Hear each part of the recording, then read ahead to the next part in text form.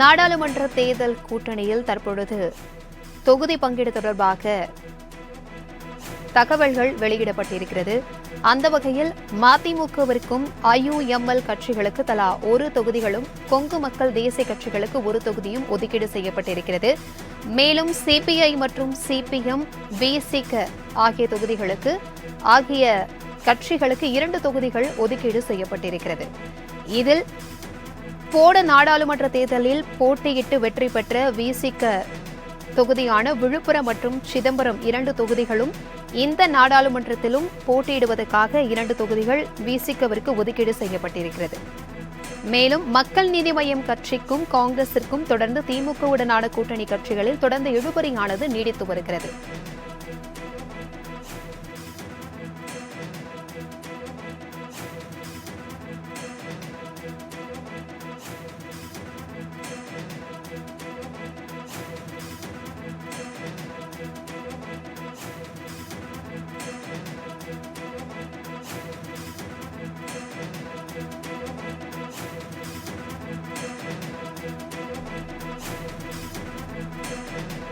மக்களவைத் தேர்தலில் திமுகவுடனான கூட்டணி கட்சிகளில் தற்பொழுது தொகுதிகள் ஒதுக்கீடு செய்யப்பட்டிருக்கிறது.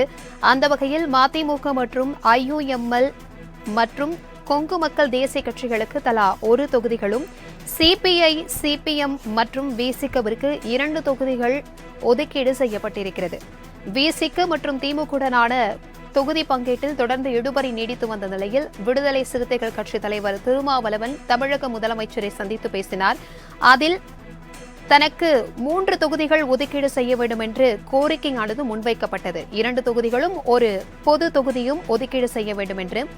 இந்த பேச்சுவார்த்தையின் இறுதியில் கடந்த நாடாளுமன்ற தேர்தலில் போட்டியிட்டு வெற்றி பெற்ற விழுப்புரம் மற்றும் சிதம்பரம் தொகுதிகளே இந்த முறையும் VCKவிற்கு ஒதுக்கீடு செய்யப்பட்டிருக்கிறது.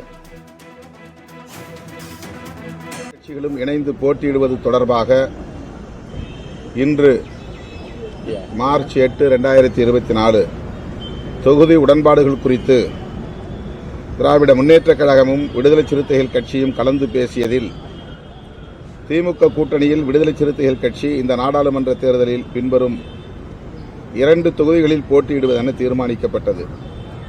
தொகுதிகளின் விவரம்: விழுப்புரம் தனி, சிதம்பரம் தனி.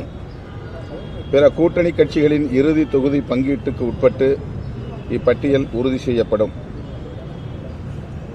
இந்த ஒப்பந்தம் சற்று முன் கையெழுத்தானது. கடந்த 2019 நாடாளுமன்ற பொதுத் தேர்தலில்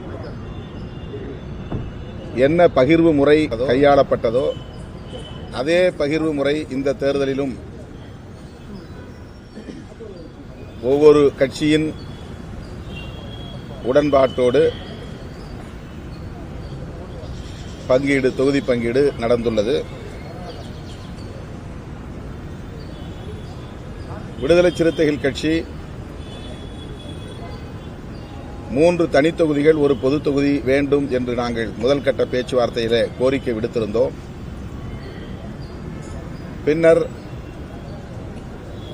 2 தனித் தொகுதிகள் ஒரு பொது தொகுதி வேண்டும் என்று வலியுறுத்தி வந்தோம். அடுத்தடுத்து நடந்த கலந்தாய்வில் தமிழ்நாடு மற்றும் இந்திய அளவிலான அரசியல் சூழல்களை கருத்தில் கொண்டு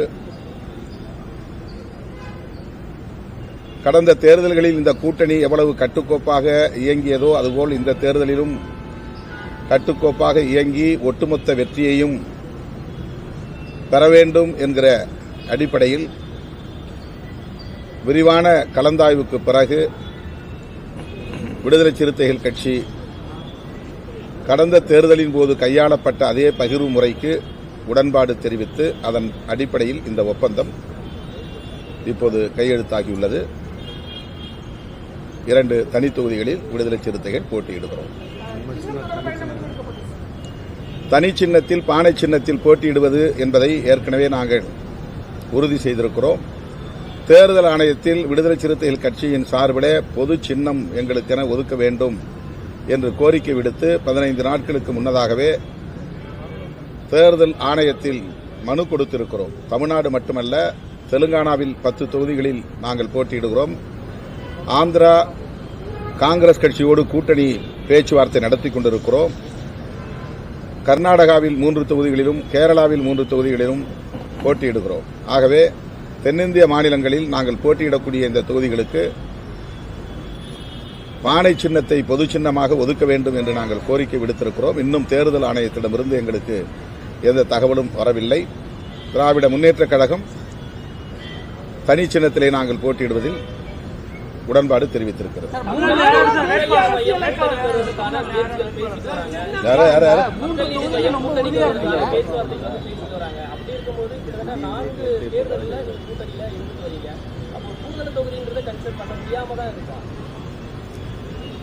மனம் திறந்து விரிவான விவாதங்களை நாங்கள் நடத்தி முடித்து எல்லா சூழல்களையும் கருத்தில் கொண்டுதான் இதற்கு உடன்பட்டிருக்கிறோம்.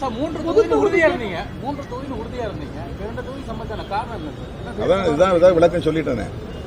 எல்லா கூறுகளையும் அனைத்து கூறுகளையும் நாங்கள் அலசி ஆராய்ந்தோம், விரிவாக மனம் திறந்து பேசினோம், எங்கள் கோரிக்கையை நாங்கள் வலியுறுத்தினோம். திராவிட முன்னேற்றக் கழகம் எங்களுக்கு தொகுதியை கொடுத்தது நாங்கள் வாங்கிக் கொண்டோம் என்பதை விட நாங்கள் அனைவரும் ஒன்று சேர்ந்து பகிர்ந்து கொண்டோம் என்பதுதான் யதார்த்தமான உண்மை.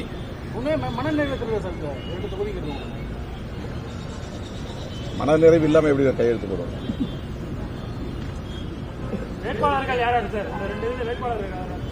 உயர்நிலை குழு கூட்டம் முடிந்த பிறகு அறிவிப்போம்.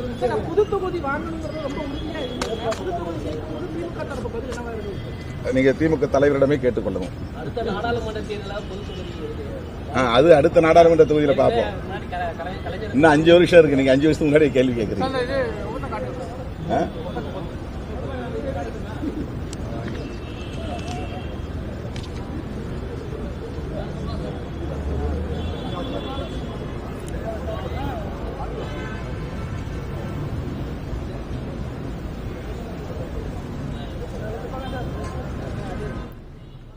நாடாளுமன்ற தேர்தலில் திமுகவுடனான கூட்டணி கட்சிகளில் விடுதலை சிறுத்தைகள் கட்சித் தலைவர் தொல் திருமாவளவன் மற்றும் திமுக கட்சித் தலைவரும் முதலமைச்சருமான மு.க. ஸ்டாலினுடன் பேச்சுவார்த்தையில் ஈடுபட்டு தற்பொழுது 2 தொகுதிகள் ஒதுக்கீடு செய்யப்பட்டிருக்கிறது. இந்த பேச்சுவார்த்தைக்கு பிறகு விடுதலை சிறுத்தைகள் கட்சித் தலைவர் செய்தியாளர்களை சந்தித்தார்.